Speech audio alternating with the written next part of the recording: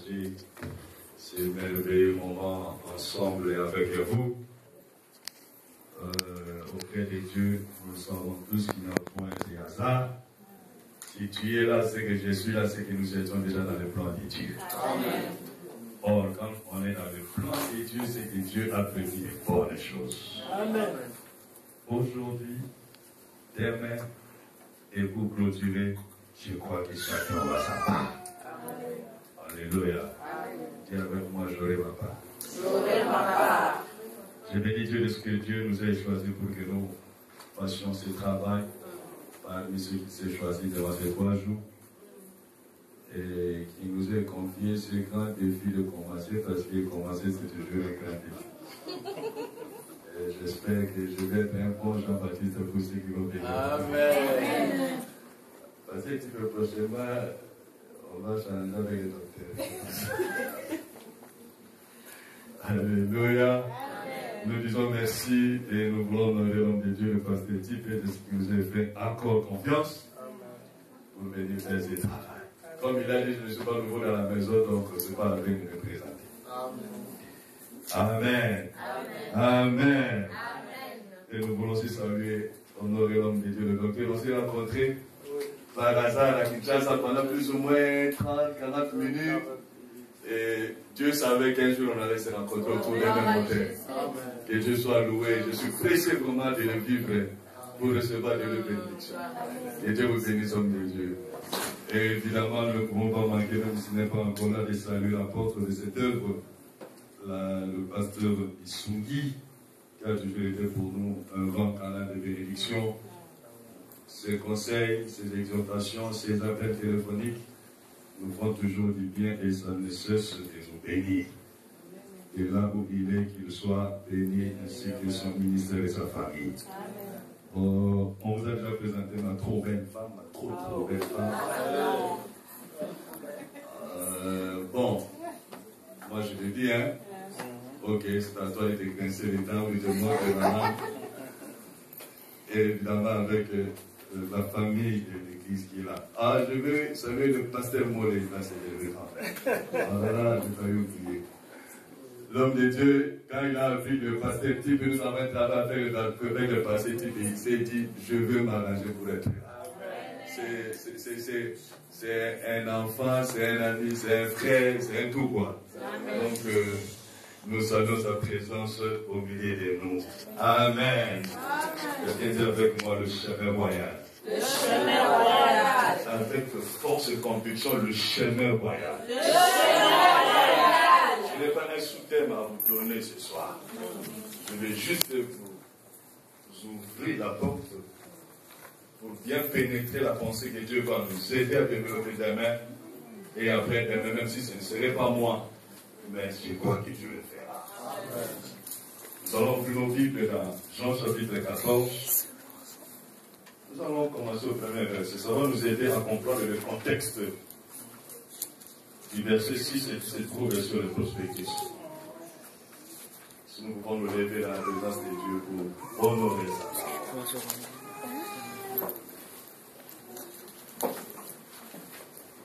La Bible dit que votre cœur ne se trouble point. Croyez en Dieu et croyez en moi. Ici c'est Jésus qui parle. Il y a plusieurs demeures dans la maison de mon Père. Si cela n'était pas, je vous l'aurais dit. Je vais vous préparer une place. Et lorsque je m'en serai allé et que je vous aurai préparé une place, je reviendrai et je vous prendrai avec moi, afin que là où je suis, vous y soyez aussi. Vous savez où je vais et vous en savez le chemin. Le chemin. Thomas lui dit, Seigneur, nous ne savons où tu vas. Comment pouvons-nous en savoir le chemin? Jésus lui dit, je suis le chemin, la vérité et la vie. Nul ne vient au Père que par moi. La parole du Seigneur. Amen. On va nous asseoir dans sa présence. Dieu a inspiré pour cette deuxième session, deuxième promotion de la convention des vainqueurs de parler sur ce chemin qui est royal. Un chemin, c'est une voie de passage. Un chemin, c'est une route. Un chemin, ça peut être un sentier. C'est tout mécanisme ou tout moyen qui indique un point de départ et un point d'arrivée. Parce que sur un chemin, quand on est sur un chemin, on est forcément, je suppose pour toi, mais on est forcément en mouvement. Or, quand on est en mouvement, c'est qu'on part d'un point donné vers un point donné. Et nous allons comprendre ces choses. Par contre, ce qui est royal, c'est tout simplement ce qui se rapporte au roi, ce qui se rapporte au royaume, ce qui se rapporte à la royauté. Et on nous dit le chemin royal. Pourquoi est-ce que le chemin royal? À l'introduction, on nous l'a déjà dit. Le chemin royal parce que c'est lui qui est l'auteur du chemin. C'est lui en qui le chemin se trouve. C'est lui qui est le promoteur de ce chemin, il est roi. Or, tout ce qui se rapporte à un roi est royal. Même l'assiette du roi est royale. Est-ce que vous comprenez ça? Même sa toilette est royale. Même son drap de lit est royal. Et même ses serviteurs sont des serviteurs royaux. Est-ce que vous comprenez ça? Je vais aujourd'hui te faire comprendre que tu as beaucoup hésité. Tu ne comprends pas ta position. La personne qui dit qu'il est le chemin, lui il dit qu'il est le chemin, même s'il ne le dit pas là, mais nous savons que Christ est roi. Si Christ est roi, c'est que le chemin dont tu es en train de nous parler est royal. Donc on n'a pas hésité. C'est-à-dire qu'il n'est pas seulement roi lui, mais son chemin à lui qui part d'un point vers une destination. La destination du chemin royal est aussi royale. Il dit, je m'en vais au Père. Oh, la Bible nous dit que le papa est royal. Alléluia. Est-ce que tu sais que Dieu est royal, n'est-ce pas? Amen. Tu sais aussi que Jésus est roi, n'est-ce pas? C'est lui qui a le chemin, il est roi. Et la destination de son chemin aussi est royale. Pourquoi? Parce que Jésus nous a pris d'un point, ou veut nous prendre d'un point, ou prendra d'un point, pour mener vers son royaume.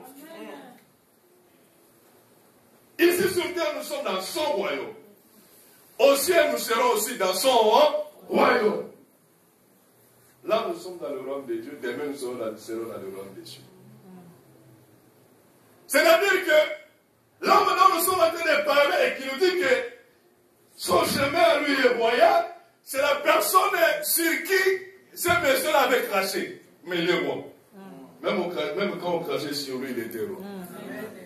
La personne de qui nous disons qu'il est roi et donc que tout ce qui est en lui est royal, c'est la personne de qui ce militaire-là, il était caporal, je me souviens de lui, lui avait couronné avec une couronne d'épines. Mais il continue à être roi. La personne dont nous sommes en train de parler, dont le chemin est royal, c'est cette personne qu'on flagellait pendant qu'il est monté vers Golgotha. Mais pendant qu'on le flagellait par ces gens-là, il était roi. C'est comme si quelqu'un pas même sa croix, il est royal. Oh yes. Cette personne de qui les femmes de Jérusalem se battaient la poitrine pour dire, oh, laissez-les, oh, pitié pour lui, courbé sous le poids de sa croix. Cette personne-là, c'est Jésus dont nous parlons, il était dans cette position-là. Il n'a jamais cessé d'être heureux. C'est cette même personne qui, une fois sur la croix, les brigands lui disent, toi aussi tu exagères, tu abuses. On ne peut pas être humble jusqu'à ce niveau. Sauve-toi et sauve-nous avec toi. Pendant que ce monsieur le disait, comme pour indirectement l'injurier, tu es incapable, tu ne vaux rien. Tout ce que tu te dis de toi, c'est des faussetés, parce que si c'était vrai, tu n'allais pas te retrouver dans cette position. Cette personne à qui on parlait, il était roi. Il n'a pas cessé d'être roi. Et lorsqu'il est tourné vers les compagnons pour lui dire, avec moi aujourd'hui, tu seras au paradis. C'était la parole d'un roi qui était sortie. Parce que vous savez, quand le roi met un sceau, personne ne peut changer. Il a mis le sceau de la vie à cet homme, et depuis ce jour-là, cet homme était sauvé. Je me suis toujours dit, si je pouvais être à la place de cet homme. Parce que lui, il est déjà sauvé. Toi et moi, on pourra derrière les saluts. Amen. Alléluia. Amen. Et même quand on avait étalé par terre, allongé sur la croix, avec des clous, j'imagine le poids du marteau qu'on soulevait pour percer sa paume de main. Quand il criait, ah, c'était la voix des rois qui sortait. Quand il gémissait de souffrance, c'était le gémissement des rois. Cet homme n'a jamais cessé d'être roi. Même dans le plus bas moment de son existence, le plus bas entre guillemets, cet homme a continué à être roi.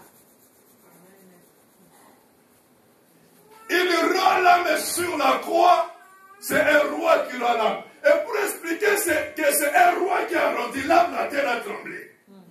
La nature n'a pas su contenir la puissance de ce qu'il était. Le chambardement naturel s'est opéré. Le soleil a reconnu que non, là c'est un roi qui a rendu l'âme. La terre a reconnu que non, ça c'est là, c'est un roi qui a rendu l'âme. Et finalement, les pires des incrédules a levé les yeux pour dire non, assurément, cet homme. Alléluia. Alléluia. Amen. Nous sommes en train de parler des rois dont la royauté ne vient de personne. Amen. Quand je dormais, je me suis réveillé, je l'ai trouvé roi. Demandez-moi qu'est-ce qu'il est devenu roi, je vous dirai, je ne sais pas. Tout ce que je sais, c'est que dans son calendrier, il était roi avant que l'existence n'existe. Lui, il était déjà roi. Toi et moi, nous sommes convertis, nous l'avons trouvé roi.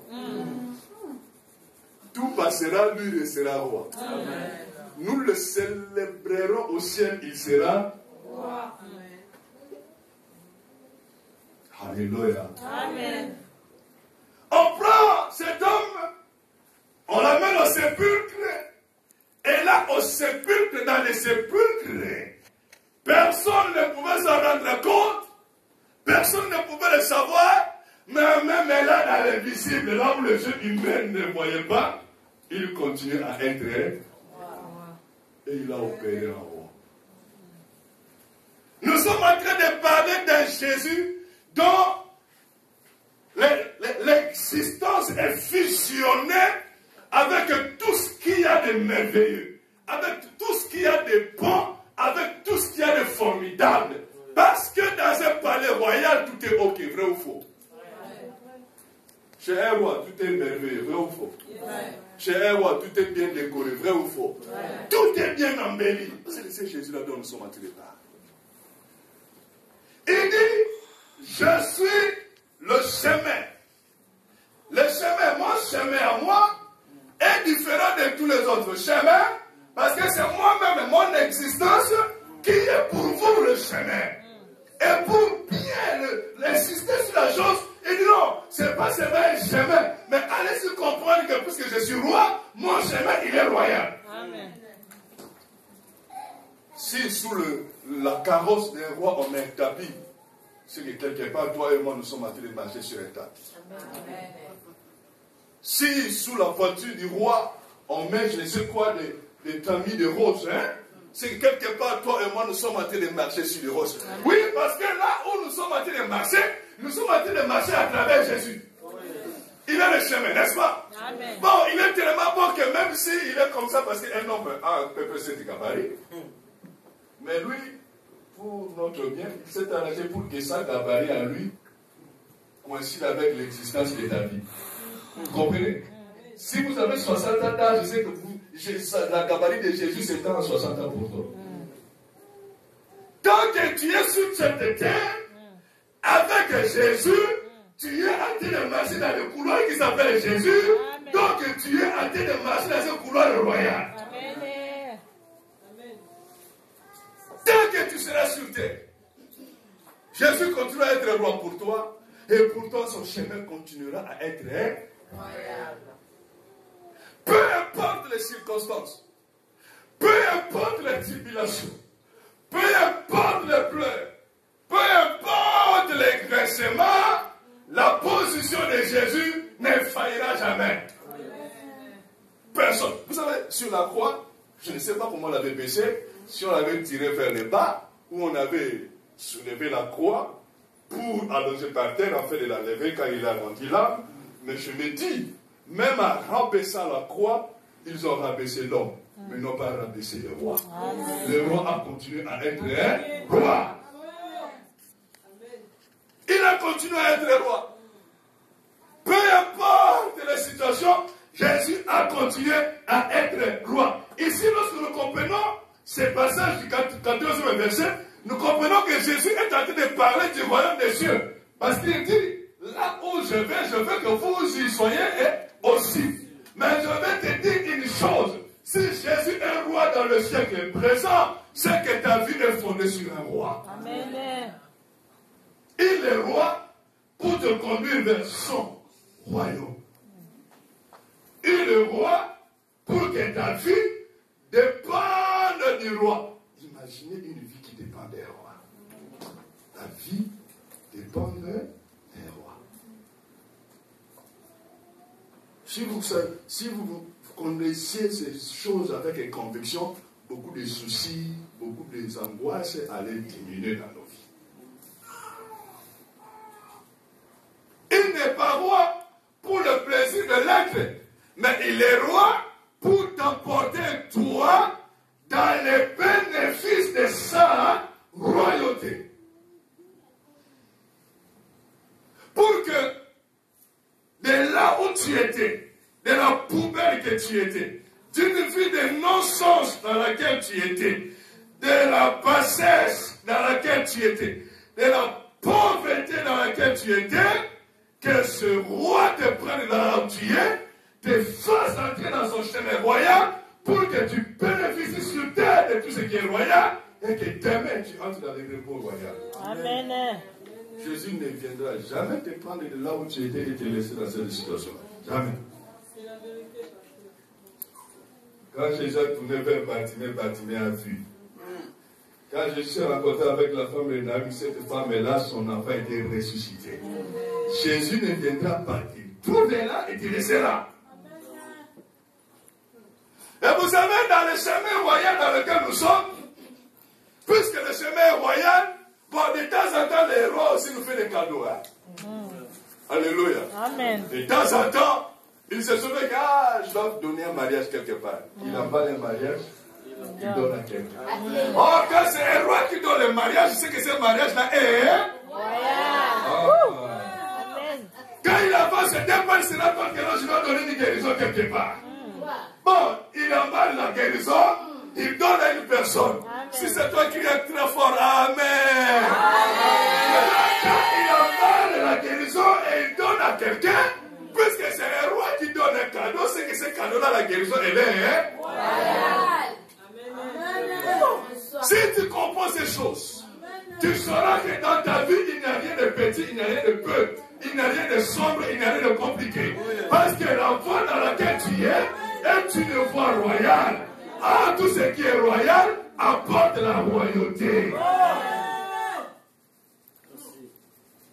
Quand tu adores, c'est un roi que tu adores. Les émotions là, ce sont des émotions royales. L'onction là qui te pousse à faire pleurer dans l'adoration, elle est royale. Même les larmes là, elle est royale. Tout dans la maison des rois est royal.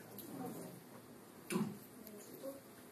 Lorsque je lui dis, je suis le chemin, et après, il dit, je suis la vérité, et après, il dit, je suis la vie. C'est-à-dire que moi, en tant que roi, je vous conduis dans la vérité de mon chemin pour que vous sachiez quels sont les standards de mon royaume.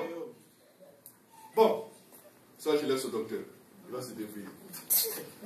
Mais je vais seulement vous dire que le standard du royaume de Dieu, pour résumer ma pensée, nous le trouvons dans sa parole. Amen. Ouais. Il n'y a pas deux choses. La parole.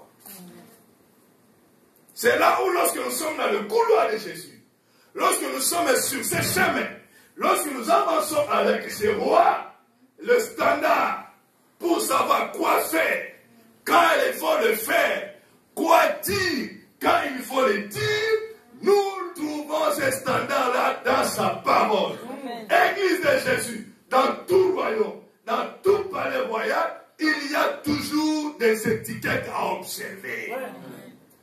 On n'entre pas dans un palais royal n'importe comment. On ne vit pas dans un royaume n'importe comment.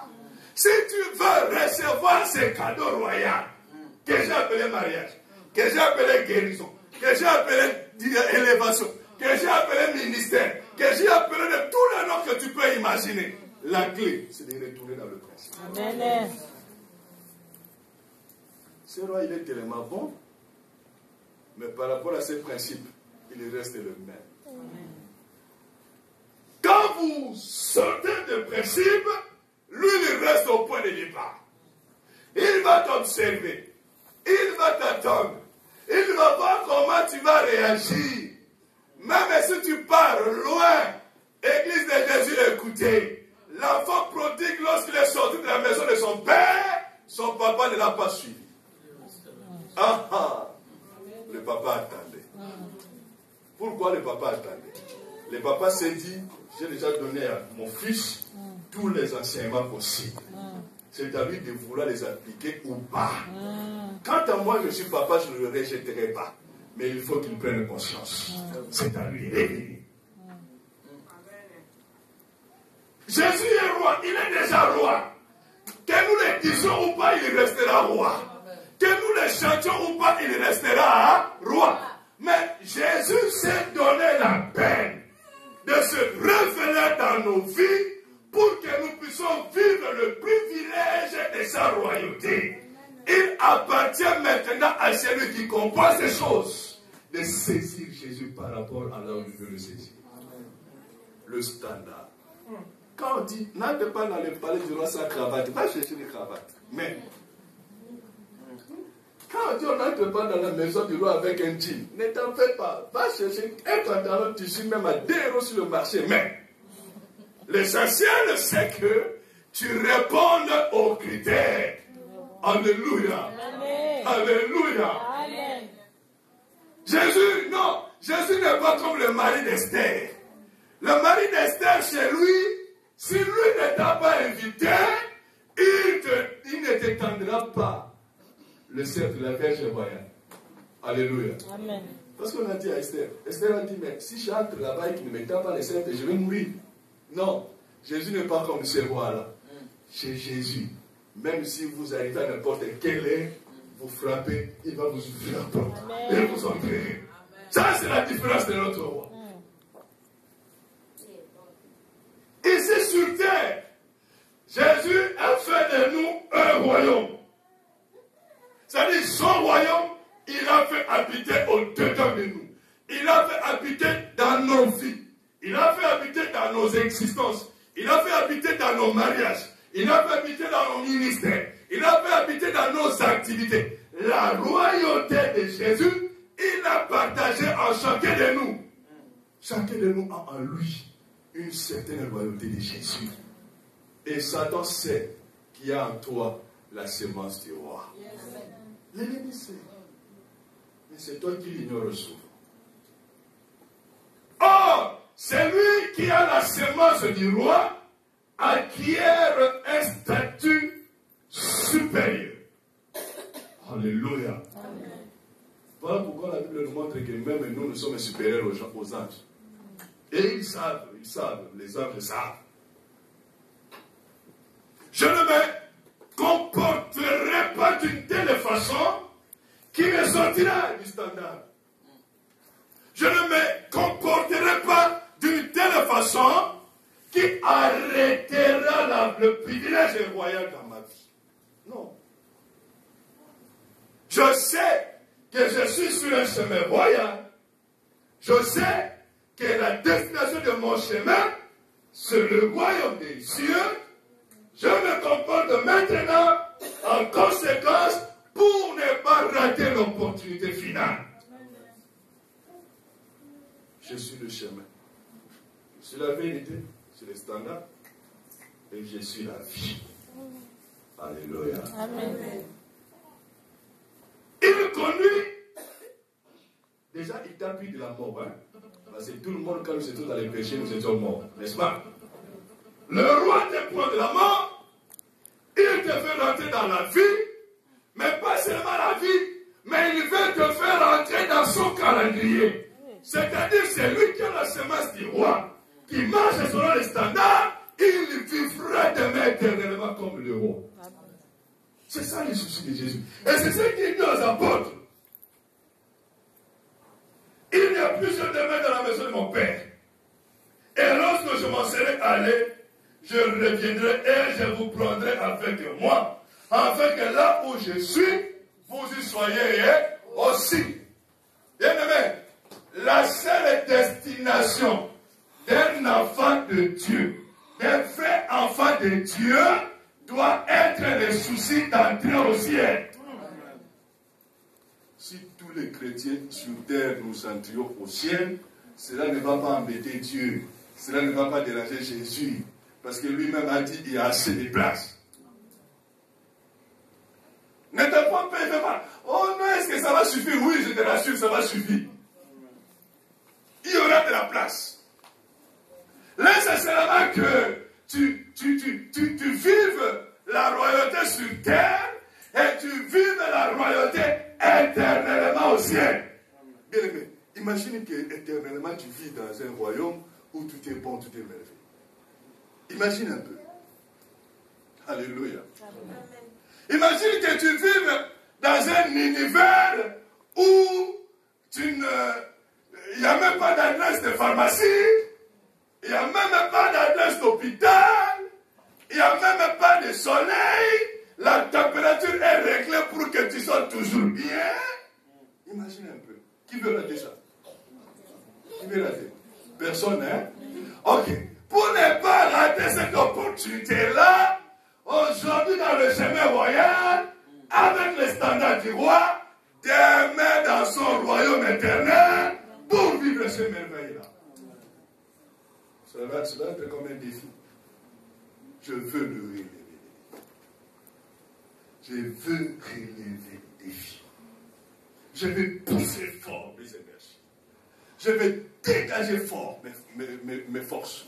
L'essentiel pour moi, c'est que je ne rate pas l'opportunité. L'avantage d'être dans le royaume de Jésus, c'est que contrairement à tout le royaume, chez Jésus, c'est l'homme qui est toujours au centre de toute préoccupation. Vous savez, dans les autres royaumes, on se préoccupe du pétrole, du maïs. J'apprends qu'aux États-Unis, à la sécheresse, donc le maïs et les céréales et les blés vont manquer. Les prix ont déjà commencé à augmenter. Hein, on se préoccupe de comment irriguer. Non, dans le royaume de Jésus, c'est toi. C'est toi l'homme qui est au centre de sa préoccupation. Toutes tes préoccupations sont un dossier à traiter pour le roi. Tous tes soucis sont un dossier à traiter pour le roi. Et il les traitera sûrement. Il les traitera forcément parce qu'il sait que tu es dans son royaume. Alléluia. Amen. Si Jésus est roi, et si tout ce qui concerne Jésus est royal, c'est que toi tu es royal. Amen. Est-ce que tu me comprends? Amen. Puisque tu appartiens à Jésus qui est roi, c'est que tout en toi est aussi royal. Donc, qu'est-ce que je t'ai dit? Tes habits sont royaux. Ta chambre à coucher, elle est royale. Ta piscine, elle est royale. Ton travail, il est royal. Ton mariage, il est royal. Ta santé, elle est royale. Tes enfants sont royaux. Tout en toi est royal. Parce que tu appartiens à celui qui est roi. Est-ce que tu comprends ces choses? Amen. Je ne veux pas aller là. Moi, je suis juste en train de faire les Jean-Baptiste. C'est ceux qui vont venir après qui vont souffrir.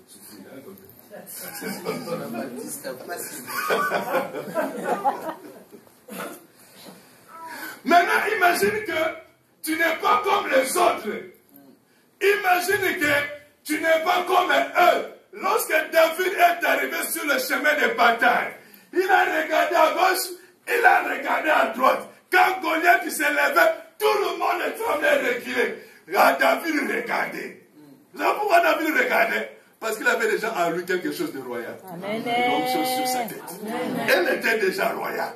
Lorsque les autres reculaient, lui observait. Lorsque les autres reculaient, lui regardait. Il voyait son frère, il voyait ses cousins, et dans son cœur surveillait, il disait, oh, dans ma humour. Oui, ce sont les humains parce qu'ils n'ont pas l'option royale. Lorsque le moment était venu, vous voulez me faire croire que dans tout Israël, il n'y a que David qui avait tué un ours? Vous croyez ça? Dans tout Israël, il n'y a que David qui avait tué un lion? Je ne pensais pas. Mais David a tué un ours, un lion, et il avait l'onction royale. Amen. C'est ça la différence. Amen. C'est ça la différence.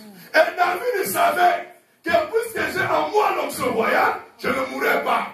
Parce que je ne suis pas encore roi. Il faut que la promesse s'accomplisse avant que je ne meure. Donc même si j'affronte Goliath, mais il y aura quelque chose qui va se faire. Tout sauf ma mort. Ça, David le savait. Quand on a l'onction de Jésus, l'onction royale, on a une certaine perception des choses. On a une certaine façon de voir les choses qui est différente des autres. Parce que l'onction de Jésus te rend différent. La Bible dit, vous venez la différence.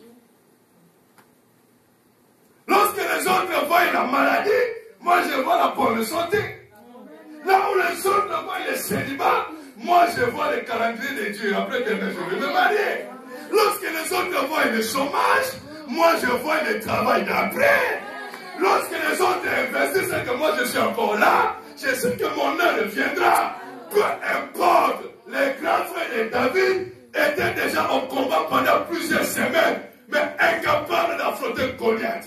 David est arrivé le même jour, il a affronté Goliath, il a tué. Et ce jour-là, on a chanté dans tout Israël. David a tué 10 000. Parce qu'il est roi. Parce que je suis roi.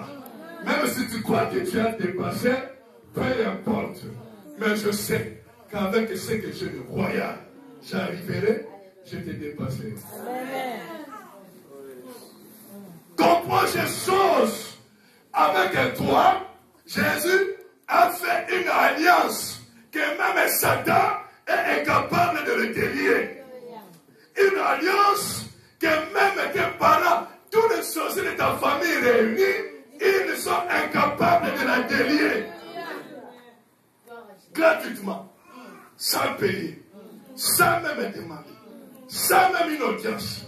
Parce que la Bible nous montre que même quand nous étions en train de pécher, hein, Jésus mourait pour nous. Pendant que tu étais quelque part, dans l'hôtel, en train de je ne sais quoi, pendant que tu volais, pendant que tu fraudais, pendant que tu trichais, pendant que tu injuriais, pendant que tu critiquais, pendant que tu passais le temps, je ne sais quoi, Jésus est en train de mourir pour toi. Donc c'est sans effort que Jésus t'a pris pour faire de toi un élément, une œuvre royale. Sans effort de ta part. Mais maintenant, il t'a apporté. Dans cette texte, la Bible nous dit dans Hébreux chapitre 8, verset 6. Mais maintenant, il a obtenu un ministère d'autant supérieur qu'il est le médiateur d'une alliance plus excellente. Alléluia. Une alliance supérieure à toutes les autres alliances. L'alliance de Jésus t'apporte pour faire de toi un enfant de Dieu. L'alliance de Jésus t'apporte pour faire de toi un petit Dieu. C'est-à-dire un petit roi. Un petit roi. Non, je n'ai pas à rougir. Je n'ai pas à pleurer. Je n'ai pas à me lamenter. J'ai seulement à comprendre la saison et à comprendre l'opération de la saison. Lorsque les grands frères de David lui ont dit, toi orgueilleux, arrête. David a compris que, oh, t'as va jaloux. La suspect. Notre famille va noter. Au lieu de se fier à dit Kagaga, il est parti ailleurs. Qu'est-ce qu'on fera à l'homme qui tue à cet homme? C'est comme pour dire, je veux bien les tuer, mais quel est mon salaire? Vous n'avez pas pu, vous tous. Moi, je vais l'affronter, mais donnez-moi au moins un salaire. Vous savez pourquoi? Parce qu'il devait devenir effectivement roi. À cause du fait que David a tué Goliath, ces jours-là, il était entré dans la cour du roi. Le fait de donner déjà sa femme, son enfant, à David, il devient prince. Est-ce que vous comprenez la logique? En épousant la fille du roi, David devient prince. Puis encore, en faisant alliance formée avec Jonathan. Oh, depuis ces jours-là, l'héritage n'était plus pour Jonathan. L'héritage avait changé les camps pour David. Amen. À la croix, Jésus a pris l'héritage des païens et des méchants pour te le donner. Laisse-moi te dire, les méchants aussi dans leur maladie, ils guérissent. Les méchants aussi dans leur situation, ils se marient. Les méchants aussi, ils ont des travaux, ils ont des papiers. Mais laisse-moi te dire, tout ce qui appartient aux méchants n'est pas royal. Mais par contre, toi, tout ce qui est à toi est royal. C'est ça la différence.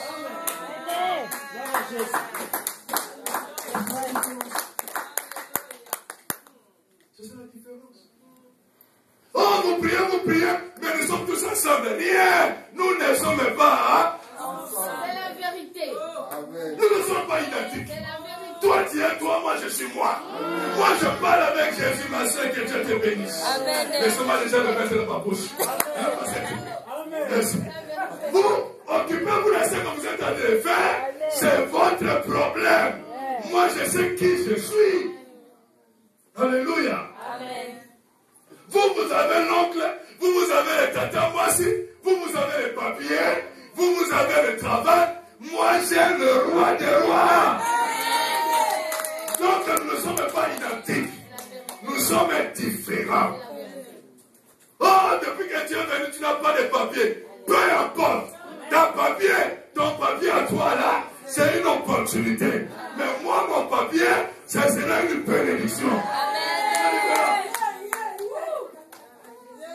De toutes les façons, il y a d'autres Égyptiens qui étaient sortis avec les enfants d'Israël.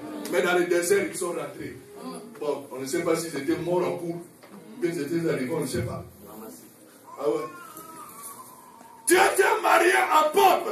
Peu importe. Peu importe.